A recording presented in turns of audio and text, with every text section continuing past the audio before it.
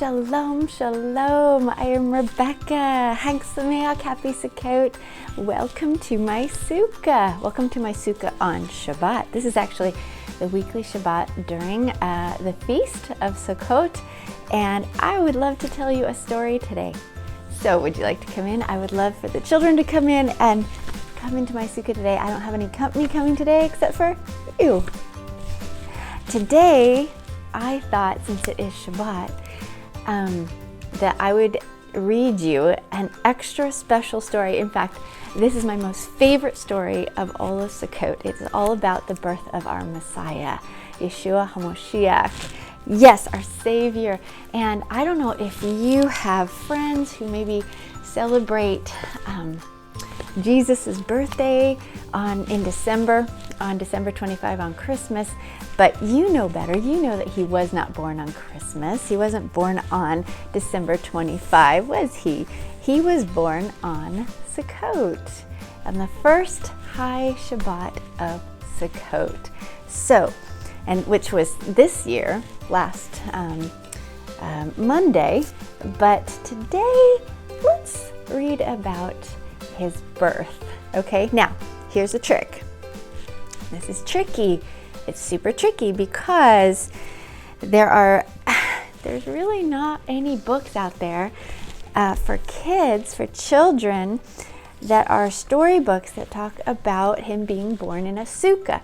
And so we have to be a little bit creative with how we read these books. Now, I would not suggest reading Christmas stories without your parents who are going to help you navigate and put in the proper words where they belong and understandings as you read the story. But some of these are super awesome. So if I can just have you go with me through this story, understanding the truth. I'm going to tell the story or read the story in a way that is going to help us remember what the truth is. There's my kitty. Hi, Senka. Hi, kitty, kitty, kitty, kitty. Maybe he will join us for the story this morning. Yay. As you can tell, my sukkah looks a little different this morning because it is Shabbat, and last night we had Erev Shabbat, so we had a meal in here. So the table got decorated with all our finery, and we had a really nice meal with the candles. And I opened it up, the sukkah up, and put the couch there for Isaac to lay on. So it looks a little different today, but welcome to my Shabbat sukkah. Awesome. Okay, so don't freak out, but here we go. I'm going to show you these books, and then we're going to choose one, and then I'm going to read it to you with a little bit of editing, right? This is called The Story of Christmas. We're going to say it's the story of our Messiah's birth, okay? This one, I could read this one. This one, I might read you a little bit. I might read you this tomorrow because this one is a super cute little story about a little shepherd girl. So I might say, I think I will save that for tomorrow. Here is another book, Tell Me the Story of Jesus. And I would say, tell me the story of Yahshua. Yeah. So this has chapters in here that go through just little different events in Yeshua's life. Things like when he healed people, when he was born, when he healed people, when he spoke, this sort of thing. So there's another book, but I don't think I'm going to read that one today because it doesn't do the whole story of his birth in one little section. Here's another one, The Nativity. I don't know if you've seen the movie or not, but it has lots of nice costumes and tries to really portray that time era, that era when he was born, and how much Herod hated the idea of a Messiah and another king coming. So there's one, and maybe you've seen the movie. Of course, again, because we understand the truth of that whole situation and how the birth happened, we know some of it is in error, but there's a lot of great pictures in there, so it can open up a lot of good conversations between you and your family, right? So I think what I'm going to do is I'm going to read this one. This is the story of Christmas. Now, like I said, I'm not promoting Christmas idea. I'm promoting story that talks about the birth of our King, our Rabbi, our Messiah, Yahshua HaMashiach, during Sukkot. So right now it's Sukkot, which is the Feast of Tabernacles. It is one of Yehovah's feasts, and we can celebrate his birth now. It's a more appropriate time than in December, on December 25th. So I don't want you to feel alone when you watch all your friends celebrate his birth in December. I want you to know that you can celebrate his birth during Sukkot. So here we go. Let me see who wrote this. Okay, Stephanie Jeffs and John Haysom wrote this book. Let's see who the illustrator is. Remember, illustrator means the person that drew all the pictures. Let's see. So John Haysom drew the pictures, and Stephanie Jeffs wrote the story. But I am going to kind of edit it a bit for my audience. All right? Okay, here we go. A long time ago, in a country called Israel, something very special happened. It had all happened so quickly. Mary had been sweeping the floor when the angel came. It was something she did every morning before the day grew too hot. Suddenly, the room was filled with the warmest and whitest of lights. It was unlike any light she had ever seen, because as she swung around, she was able to look straight into it. Mary. But here's another thing I'm going to do. I'm going to change her name here, Mary, to Miriam, because her name in Hebrew was actually Miriam. So I'm going to, every time I see the word Mary, I'm going to change it to Miriam. All right. Miriam, the man had said. The sound of her name made her look up into the light. It was beautiful. She knew at once that this was an angel. He said, "Do not be afraid. Yehovah is with you. You have no reason to be afraid. I am Gabriel.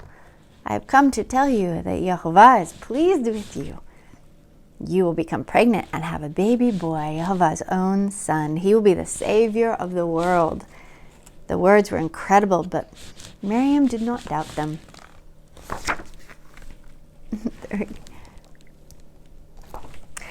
And now here she was, leaving the town of Nazareth with her fiancé, Joseph.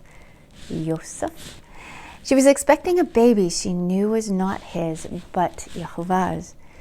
A census had been ordered by the Roman emperor, who wanted to know how many people lived in his land so he could tax them.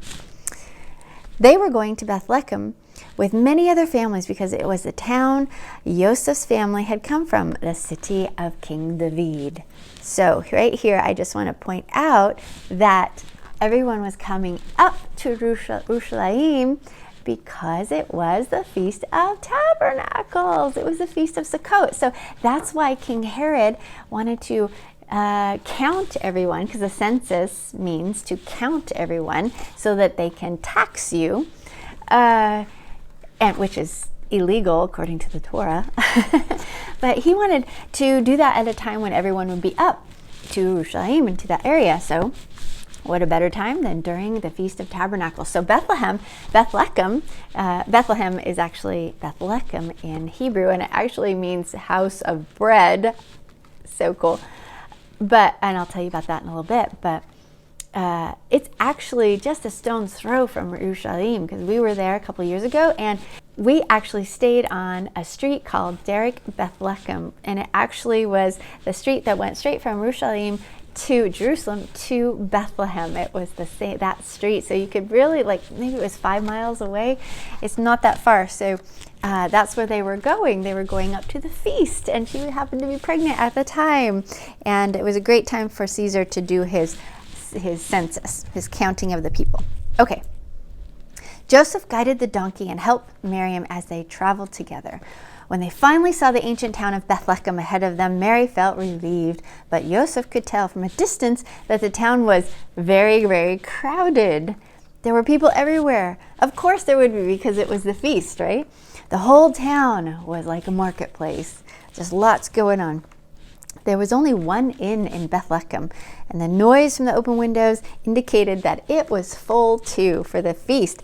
So Joseph was not surprised by the innkeeper's response. "Have you got a room?" asked Joseph. The innkeeper looked at Joseph and Joseph looked hot and tired, and beads of sweat sparkled on his forehead. I haven't got a space anywhere, said the innkeeper. Try one of the houses down the road. And then he shut the door. Joseph tried the houses. They were all full. It seemed hopeless. Before long, he found himself back at the inn. He stopped outside the door and knocked again. Sir, he said, before the innkeeper could speak, I know that you do not have any room in your inn, but my wife is pregnant and she will soon give birth. I have tried everywhere, but as you said, there's no room because of the feast. Do you know of anywhere where we can rest tonight? The innkeeper wiped his forehead with the back of his hand, and he looked at Miriam and then Joseph and Joseph. Well, I can only think of one place, he said, and he pointed to a building beside the inn. Stay there if you want. Thank you, said Joseph, and he turned around and pulled the donkey towards the sukkah. So everyone had to build a sukkah outside their place, right, for the feast. So, of course, outside the inn, there would be a sukkah near the house or near the inn. So that's where the innkeeper pointed. Now, so as a side note, if you're pregnant and you're about ready to give birth, you were not expected to live in a sukkah. You could actually give birth inside, and so that's why Joseph was trying to find a place inside for Miriam to give birth, but instead she was going to give birth outside in the sukkah. All right. It was dark inside the sukkah, but it was quiet and still, and it was away from the crowds. Miriam tried to rest. She felt her body tighten with pain, and she knew very soon she would give birth to her very special baby. Joseph tethered the cattle at one end of the sukkah, and he kicked away different things that were scattered on the floor, and he cleaned it and made it just perfect for Miriam. There in the sukkah, Miriam gave birth to her first child, a son. She took him in her arms, and while he took his first breaths of air, she smiled as he nuzzled her, and she stroked his soft dark hair on his head. She placed her little finger in the palm of his hand and felt his little gentle grip. Joseph knelt beside her and watched them both. Then he took the newborn baby in his arms and carefully placed his hand on the baby's head and blessed him and said, "Welcome, Yahshua," he said. That's what the angel commanded her to name him. Remember, the angel Gabriel said, "Nay, you will name your baby Yahshua because he will save his people from their sins." So his name was Yahshua, not Jesus. Okay, welcome, Yahshua, Joseph said. From where she lay, Miriam ripped some cloths into long strips, which she wrapped around Yahshua, and then she picked him up and gently laid him in the bread bowl or bread trough. Okay, so here we go. What did she wrap him in? Swaddling clothes. And where do you get swaddling clothes? Swaddling clothes are actually from, my foot is falling asleep. Woo! My leg is falling asleep. Swaddling clothes are actually the priest's garments torn up, like made them into like different, like rags idea. So after the high priest would go into the most holy place and he'd come out, he would never wear those same clothes again. And those clothes were then used for charity. And who but Yeshua's cousin, remember John the Baptist, Yohanan ben Zechariah, his mom and dad, would have had access to those priestly garments. And how amazing would that have been if Elisheva had given Miriam, when Miriam visited Elisheva, had given her some of those priestly rags, per se, to wrap her own baby in for the priest of all priests, right? So he's the king of all kings, priest of all priests, sacrifice of all sacrifices. So beautiful. Okay, and then, ooh, my foot is all tingly. Does yours get that way? Do you ever have your foot fall asleep? Oh, ouch, that's hard. Oh, can you see both my candles here? There we go. My Shabbat candles. My little menorah from Yerushalayim I bought a couple years ago. Okay, here we go. Outside on the hills around Bethlehem, a group of shepherds stood in the entrance of the sheepfold. The fire had almost died down and all that remained were deep red glowing embers. Suddenly a bright, dazzling light filled the night sky, and a voice spoke from deep within the light and echoed around the hillside. "Do not be afraid," said the voice. It was as if it was an order. Instantly a still peace came over the shepherds' hearts. They stopped trembling and they rose up slowly. Within the light they saw the outline of an angel. I wonder what that looked like. Man, maybe? A man? It grew sharper and clearer as he spoke. "I have good news for you and for the whole world," said that angel. "A baby boy has been born tonight in Bethlehem. He is Jehovah's own son, and he will save the world. You can go and see him for yourself. You will find him wrapped in swaddling clothes, lying in a manger." The angel had hardly finished speaking when the shepherds looked up and saw hundreds of angels. And they danced across the sky and they sang, "Glory to Jehovah in the highest heaven, peace to his people on earth." The sound of the singing made the earth tremble, and the shepherds moved with the music of the song. They sang with the angels, "Glory to Jehovah." They sang, "Peace on earth." Gradually the singing grew quieter and the light became more dim, until the darkness of the night returned and the shepherds found themselves standing alone on the hillsides. They remained rooted in the spot until one of them finally spoke.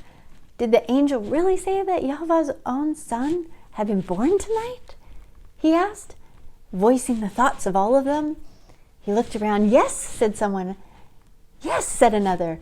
They stood in silence once more. "Let's go," said one of the angels, picking up his staff. He turned to his friends and he began to laugh. "What are we waiting for? Let's go find the baby in Bethlehem."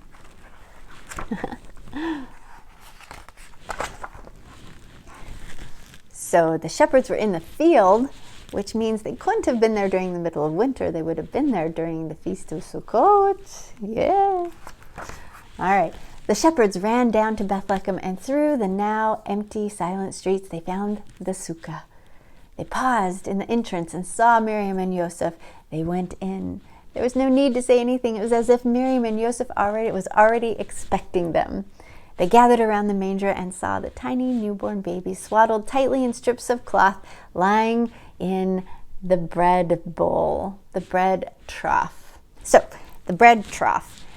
In a sukkah, back then, they probably would have had the biggest item in a sukkah for visiting neighbor or visiting relatives and visiting friends would have been a bread trough, some place to knead your bread, because that was a very important food item. But they had to make it. They couldn't go to the grocery store and just buy bread, so they had to make it. So they needed a place to make it. And most likely, in the sukkah, they would have had a bread trough. In fact, Isaac and the girls and I, Hadassah and Maggie, saw an ancient bread trough in Israel when we were there. It would have been perfect to use as like a cradle for a baby. Just the size of it and the shape of it would have been absolutely perfect. So just want to make sure you remember, here we have the bread of life, because Yahshua is called the bread of life. So the bread of life actually comes down to earth during the Feast of Sukkot, which is just an amazing feast about living together, about Elohim, Yehovah, God and man living together, and was born in the house of bread, because Bethlehem, remember, means house of bread, and he was laid in a bread trough. I mean, how much more clear could Papa have been to let everyone know, here's the bread that I want you to eat of, Yahshua. Bread of life coming down to a house of bread, being laid in a bread trough. I think it's beautiful. Super awesome. Okay, let's keep going. So the shepherds gathered around the bread trough where the baby was swaddled tightly in strips of cloth. Instinctively and instantly, they sank to their knees to worship. "Glory to Jehovah," they whispered. "The Savior of the world is born. His name is Yahshua," Yosef said.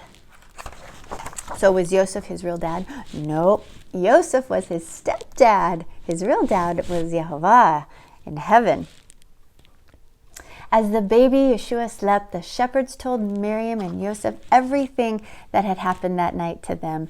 They talked about the angels and the song they had sung. They talked about the birth of Yahshua, Yehovah's own son, and they praised Yehovah together for all that had happened.